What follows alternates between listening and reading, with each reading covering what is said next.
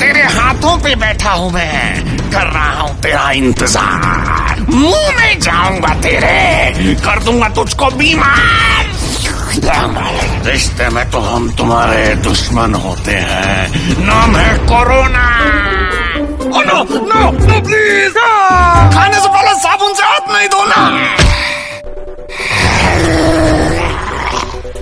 अभी मैं इसके हाथों में हूँ, अभी अपने दोस्त से हाथ मिलाएगा और उसके बाद मैं इसके दोस्त के हाथ में बैठ जाऊंगा, फिर इसके साथ साथ इसके दोस्त को भी।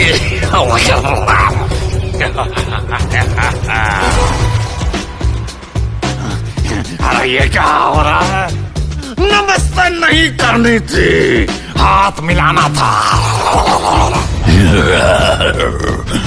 तेरे मुंह के अंदर मेरा प्यारा सा आशियाना है, जैसे ही तू छींकेगा मुझे आसपास फैल जाना है।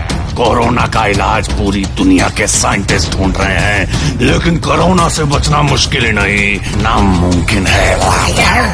अरे ये क्या, इन्होंने तो मास्क लगा लिए और दूर दूर से बात कर रहे हैं। मरेंगे, बचाओ।